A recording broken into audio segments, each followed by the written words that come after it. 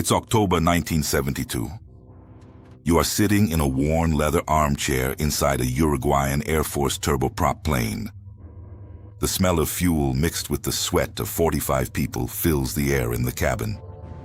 Outside the small oval window, the Andes Mountains stretch in every direction like a white, silent wall, so high they seem to touch the edge of the sky. You are not afraid. No one is. You are young, healthy, and full of life. Most of you are part of a Uruguayan rugby team called the Old Christians Club, and you are heading to Santiago, Chile, to play a match you've been looking forward to for weeks. There is laughter in the cabin, jokes, and plans for after the game. Life at that moment seems completely invincible. Then the plane starts to shake. At first, it's gentle, as always happens during normal turbulence, but within seconds, the shaking becomes violent. Cups fall, bodies are thrown against their seatbelts. The sound of the engines changes pitch, and you realize, with a cold and terrifying clarity, that something is fundamentally wrong. The plane plunges, altitude dropping in free fall. And then, with an impact that echoes like thunder inside the metal, the fuselage tears through the snow and rock atop the Andes, more than 3,500 meters high, in the middle of absolute nowhere. But here is the question that none of these people ever expected to have to answer. What do you do when you survive a plane crash in the heart of the Andes, with no communication with the world, no food, no rescue, and with the most brutal winter of the mountain range quickly approaching? The answer will forever change the way you understand the limits of the human being. What happened in the Andes in October 1972 was not just a tragedy. It was one of the most extraordinary and disturbing cases of survival ever recorded in history. And the most surprising thing is not that some survived. The most surprising thing is how they survived, what they had to decide, and what that decision reveals to us about human nature when cornered between life and death. To understand all of this, you need to go back to the beginning, before the accident, and understand who these people were. The chartered flight departed from Montevideo, Uruguay, on October 12, 1972. On board were 45 people, the rugby team players, their families, friends, and some crew members. Most were young, between 17 and 25 years old, from middle and upper-class families in Montevideo. They had grown up in religious schools, had a solid Catholic faith, and concrete plans for the future. None of them had trained to survive in a snowy wilderness. None were mountaineers, none were military or explorers. They were students and athletes with all the fragility that implies. The plane made a stopover in Mendoza, Argentina, where it waited a day because of bad weather in the mountains. On the 13th, the weather seemed to improve enough to continue the journey. The crew decided to proceed, flying through the Andes along the route that cuts across the mountain range toward Chile. It was on this stretch that everything fell apart. The aircraft was a Fairchild FH-227, a medium-sized plane with capacity for several dozen passengers. Inside the thick clouds that covered the peaks, the pilots believed they had crossed the mountain range earlier than they actually had. When they began their descent toward what they thought was the Chilean valley, they were still completely surrounded by mountains. The plane struck a snowy peak with its right wing, then hit another with its left, and the fuselage sliced through the snow on the slope like a knife, sliding for hundreds of meters until it came to a stop in a valley enclosed by walls of ice. The impact killed 12 people instantly or within the first few hours. Among the dead were members of the crew, which meant that the survivors were left without a pilot, without a working radio, and without any emergency equipment adequate for those conditions. The temperature, already late in the Andean autumn, dropped below zero every night. The survivors were wearing travel clothes, not mountain gear. There were no tents, no tools. The only structure available was the damaged fuselage of the plane itself, which would become, in the weeks that followed, their only shield against the deadly cold. Can you imagine waking up the morning after the crash, looking around and seeing nothing but snow, peaks, and silence? In the first hours after the impact, the survivors who could still move worked with desperate urgency. They carried the injured into what was left of the fuselage. They improvised bandages with torn clothing. They tried to activate the radio and failed. They tried to light a fire and could barely manage it, as the altitude and wind made everything more difficult. Every small task that would normally take seconds took minutes, because at that altitude the body consumes oxygen differently, and every effort seems to cost twice as much. What they had in terms of resources was almost nothing. A few chocolate bars, cookies, wine, and the remains of luggage scattered in the snow. They distributed the food with surprising discipline from the very first day. A piece of chocolate divided into tiny measured portions. A sip of wine shared among several people. Every calorie was precious because everyone knew, even if they didn't say it out loud, that rescue could take a long time. But the rescue was coming, right? Someone was looking for them.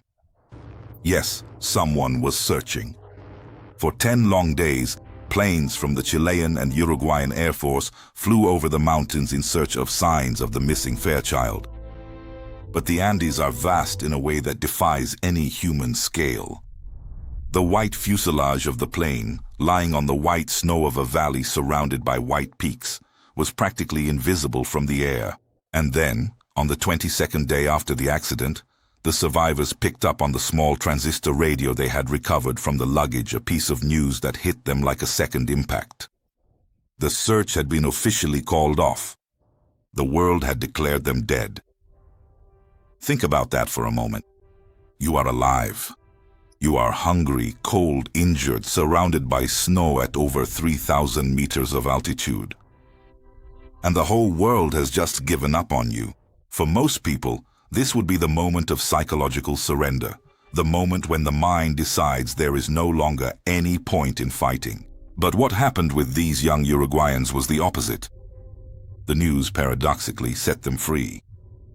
If rescue wasn't coming to them, they would have to go to the rescue.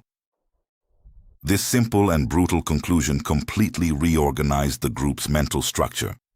They stopped being victims waiting for salvation and became active agents of their own survival.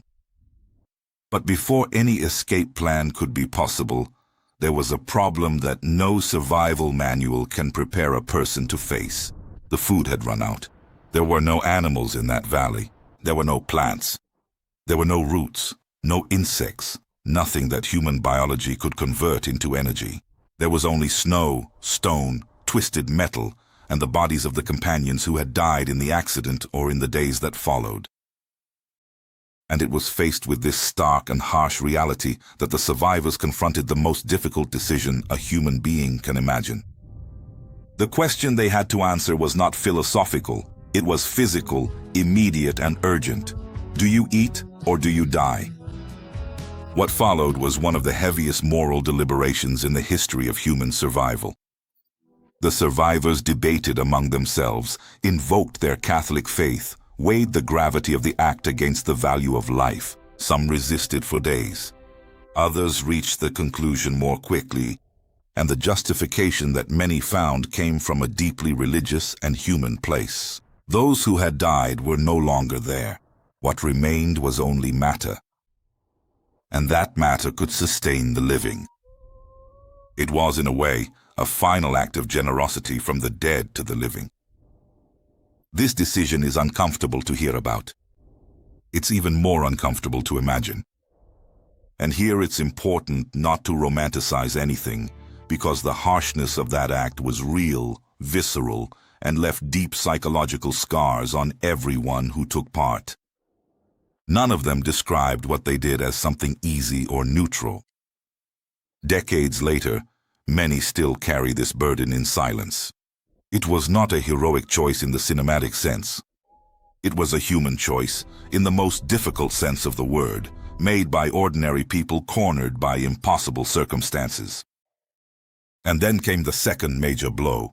On the night of October 13th, exactly 8 days after the initial accident, An avalanche came down the slope and buried the fuselage while the survivors were sleeping inside it.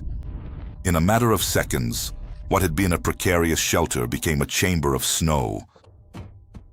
8 people suffocated to death that night. Those who survived spent hours digging with their bare hands in the dark, trying to open a hole to the outside before the oxygen ran out completely.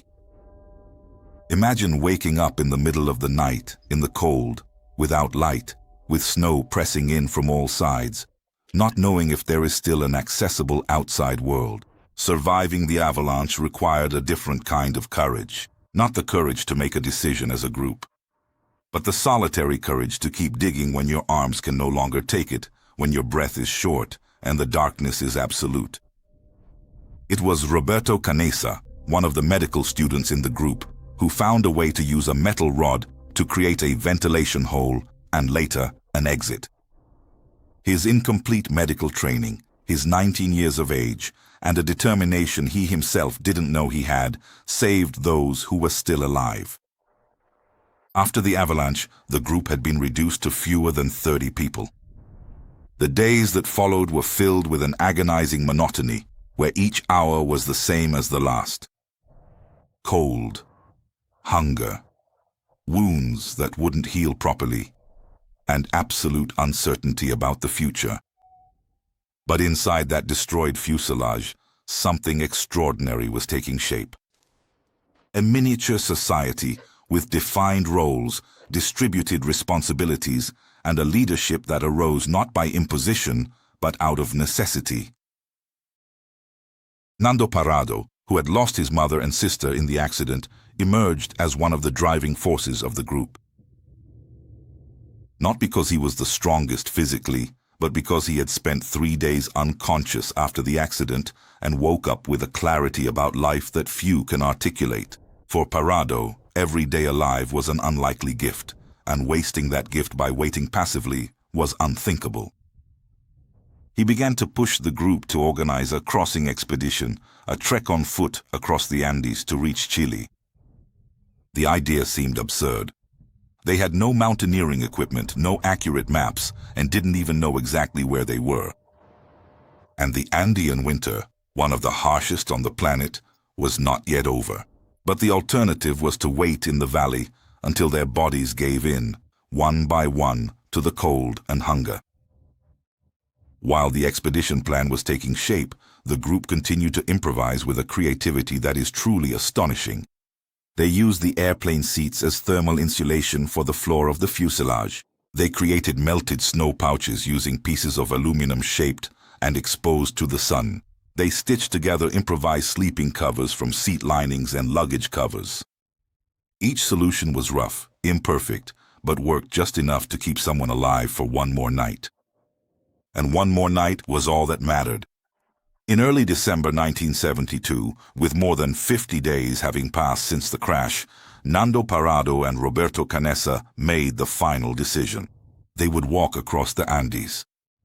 Without a guide, without a radio, without professional equipment, with bodies weakened by weeks of hunger and cold, they would put one foot in front of the other until they found civilization or died trying. A third young man, Antonio Vizintin, set out with them, but returned to the camp after the first few days to save rations for the other 2. Parrado and Canessa walked for 10 days. 10 days over snow, ice, biting wind, and an altitude high enough to make even the most experienced mountaineer hesitate. They slept curled up together to conserve heat, woke up with numb feet, and kept going. They climbed peaks that seemed insurmountable, and from the top discovered, with a mix of despair and determination, that there were still more mountains ahead. At one point, Parrado climbed the highest peak he could reach, hoping to see the Chilean valley below, and found only more mountain ranges stretching to the horizon. But he also saw something that changed everything. The summit was covered in snow only on the side he had climbed. On the other side, the slopes were brown and rocky, an unmistakable sign that greenery and warmth were close by. Vegetation and life were right there, on the other side of that white wall. They just needed to reach it. When Parado and Canessa finally descended into the Chilean valley and found a river, they followed its banks with unsteady steps until they came across a man on horseback on the other side of the rushing waters. The man looked at them for a long moment, clearly uncertain about what he was seeing. Two gaunt specters with long beards, makeshift clothing, and eyes that carried something not easily named. He threw a piece of paper and a pen across the river. Parado wrote in Spanish that he had survived a plane crash in the Andes and that there were more survivors waiting at the crash site. The man read it, looked at the two of them again, and rode off toward the nearest village. On December 22, 1972, 72 days after the accident, the helicopters arrived. Of the 45 who had boarded in Montevideo, 16 came down alive from the Andes. 29 did not return. And this is where the narrative needs to pause for a moment and take a deep breath, because there is a huge temptation to turn this story into a clean and inspiring triumph, like an uplifting movie with a happy ending. But reality is more complex and more honest than that. The 16 survivors returned to a world that didn't know how to receive them. When the truth about how they had survived became public, the initial reaction in many circles was one of horror and judgment.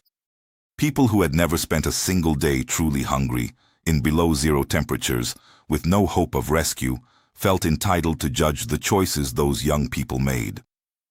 It was necessary for the survivors themselves to face cameras and microphones and explain with remarkable dignity what had happened and why. Roberto Canessa once said, decades later, that what they did was not an act of animal desperation. It was a conscious, deliberate act filled with love for those who were still alive. And each of them had to find within themselves the moral justification to go on, because no one from the outside could provide that justification. No book, no priest, no family member was there to say what was right.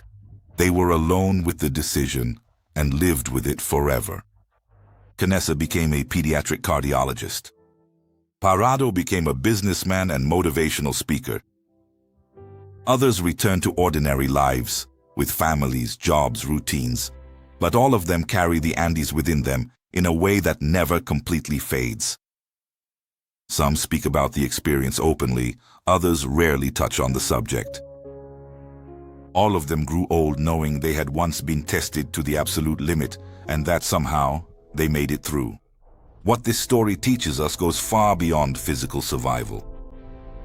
It teaches us that the human being, when stripped of everything, comfort, certainty, social identity, any external support structure, still carries within themselves a capacity for organization, creativity, and decision-making that defies any prediction. Those young men were not trained heroes. They were ordinary students who woke up one October morning in the midst of a tragedy and decided one day at a time that it was worth going on. They also teach us something about community. Inside the wrecked fuselage, the social hierarchy that existed in Montevideo disappeared. What mattered was who could sew, who knew how to dress wounds, who could stay calm when others panicked, who could make others laugh in a moment of despair. A person's worth was completely redefined. And in this redefinition, there is a lesson that the modern world, with all its metrics of success and failure, still needs to learn. And there is one last thing that this story teaches us, perhaps the quietest of all, the difference between giving up and accepting. The Andes survivors did not passively accept death, but neither did they deny the gravity of what they were facing. They looked at reality with complete clarity, including its darkest parts, and decided to act within it.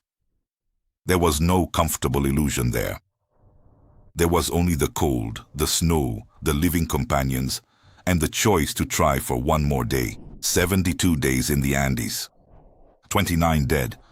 16 survivors. A story the world knows but still hasn't fully understood. And maybe that's exactly why it still needs to be told. If this story touched you in any way, leave a comment below telling us which part surprised you the most. Did you imagine that the search had been called off so soon? Let us know. Like the video if you think stories like this deserve to be remembered, and subscribe to the channel so you don't miss the next reconstructions we're preparing. In the next video, we're going to dive into another story of extreme survival, which took place under completely opposite conditions, but with equally impressive courage. You won't want to miss it.